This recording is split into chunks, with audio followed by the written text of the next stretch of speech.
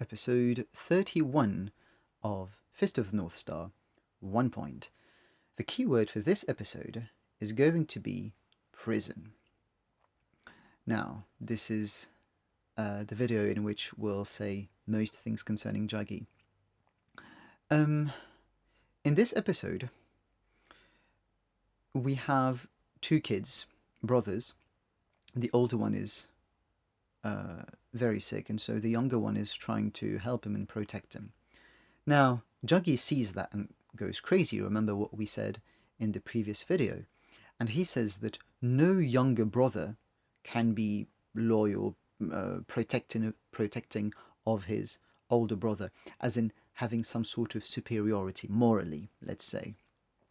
And so he goes crazy, and what he does is that he attaches some sort of weight, right, to the ankle of that younger brother, and the poor kid is in the desert trying to find some help. Remember the very first time we see 𝙎𝚎 in the anime? I believe it's not even the previous episode, but the one even before, towards the end of the episode. The very first time we see him, we know that's the real man with 7 scars that Rei was searching for, so an imposter who fakes being Kenshiro. The very first time we saw 𝙎𝚎, we see him, and as this imposter, we also see Kenshiro, who's also enchained, so imprisoned. So in this episode, 𝙎𝚎 imprisons that kid, right? He attached that weight to his ankle, so it's like a prisoner. And he also, of course, let's say more implicitly, does that. I mean, it was showed in not the previous episode, but the one even before. But in general, by doing what he's doing, he also imprisons Kenshiro, because of his imitation of Kenshiro and people thinking it's the man with the 7 scars doing everything he's doing, then Kenshiro won't be known as a savior, hope for people, but as a criminal. So 𝙎𝚎 is the one, let's say, more explicitly putting people into prison, but in reality, what I will argue is that he's the one in prison. Well, first of all, he's in that delusion. He's distorting reality. He believes in some sort of other reality, because real reality, if I may say, doesn't fit what he wants. We talked about this in the previous episode. But then, hear this out too. We said that this chaotic world is the best kind of world for criminals. Now, 𝙎𝚎 doesn't seem to be enjoying himself much.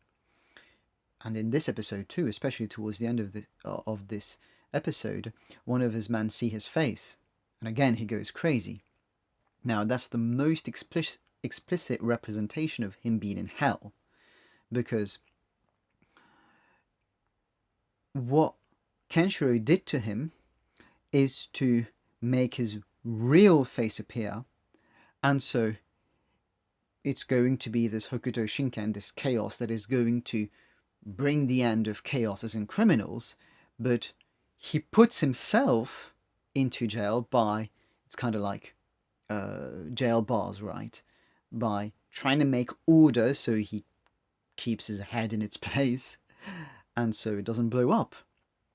Now, he is really in prison because in this kind of chaotic world, he can't do whatever he wants like the other antagonists much more easily do, especially later we'll have a lot of that.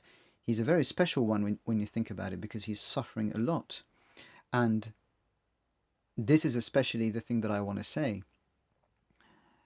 He fakes being Kenshiro all the time.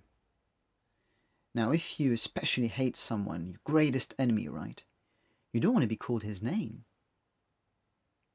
You don't want to even think about, you don't want to remember the person. But 𝙎𝚎 wants to be called Kenshiro's name, because deep inside, he knows that he's wrong. He knows that the the worthy successor of the Hokuto Shinken is Kenshiro, that he is stronger. So he wants to feel like he's him. And that's the kind of prison into which, in reality, Kenshiro has put Jagi from the beginning, just like he's also keeping his face with that mask or helmet or whatever that is, to keep it from blowing up. So these are the things I wanted to say concerning this episode.